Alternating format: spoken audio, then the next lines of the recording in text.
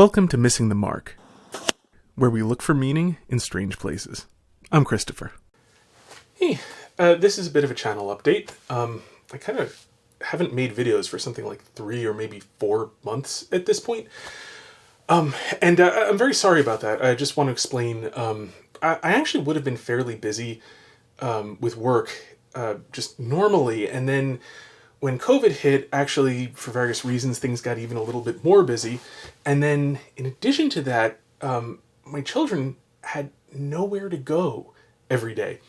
And so, not only did work get busier, my children needed me and my wife far more than normal because we were basically their only, aside from each other, we're their only real socialization. During the work day, they had, far less of us. And so, so I've just been astonishingly busy.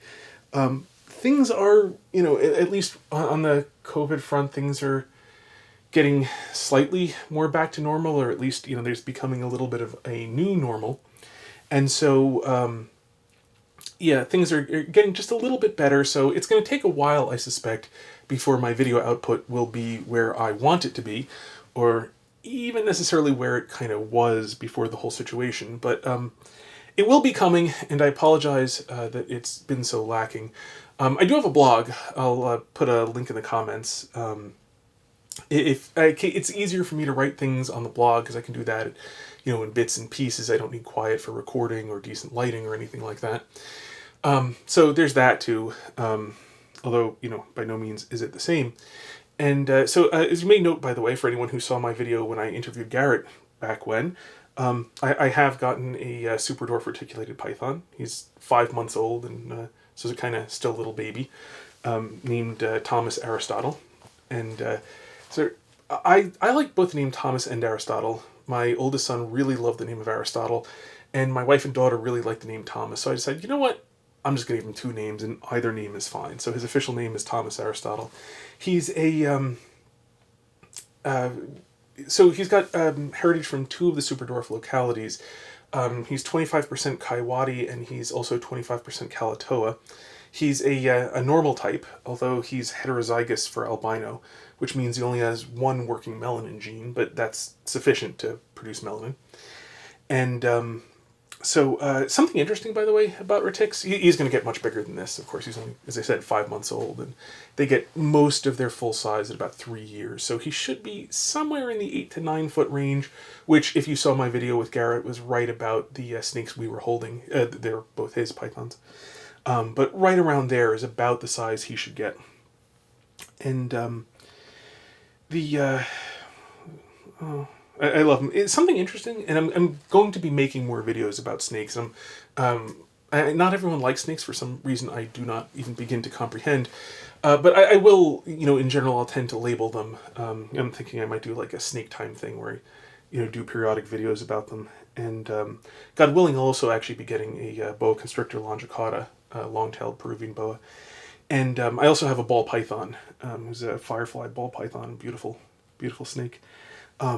Something fascinating about these guys, the wild types in particular, that I didn't know, by the way. I just want to mention this now for anyone who's considering getting them, because the wild types are amazing. They're really gorgeous, and they get more yellow as they get older. But one of the weird things is their color actually changes significantly depending on, it's not precisely their mood, but you might as well call it their mood. They can become very, what people call fired up, which is where they become way less dark. So on him, he's got these sort of silver spots that in between the sort of yellowish with the black markings. When he gets a little bigger, it'll be easier to see, and I'll do more things with stuff. But that can go anywhere from like a very light gray to a very dark gray, and so the yellows in him can be fairly yellow or extremely muted. It's really interesting how much in the wild type they can change their coloration, and it really kind of throws you off seeing pictures of retics in different settings where they can go pretty dark or actually quite light and sort of in vibrant colors, and it's the same animal, maybe 20 minutes apart. So So as I said, at some point I'll do like a video of that, like showing him fired up, show a picture of him fired up next to a picture of him where he's darkened out considerably, after 20 minutes in sort of different circumstances. I'm still kind of figuring out exactly what it is that tends to result in him being more fired up. And at some point, I'll talk about the enclosures that I have and things like that.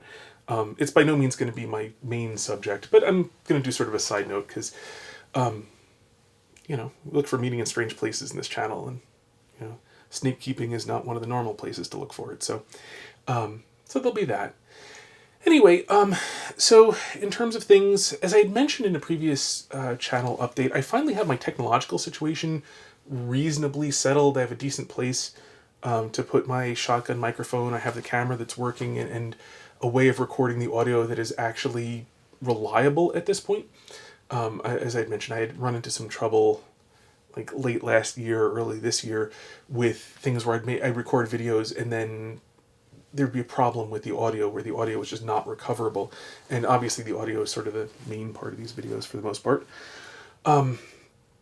So there's that. And at some point I'm going to get back into making the scripted videos, because obviously the scripted videos are better. Everyone, even my enemies, agree with that. Not really enemies, but even people who dislike my channel agree that my scripted videos are better. So there's complete and utter uniformity of opinion on that subject. So I'm well aware the scripted videos are better, and God willing, I will make them. I've got tons of subjects to talk about.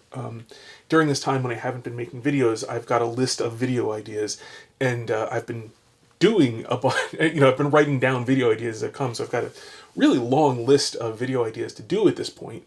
Although, please always feel free to request things. I happily will do videos on requested subjects if there's something that I actually can talk about and have something to say on.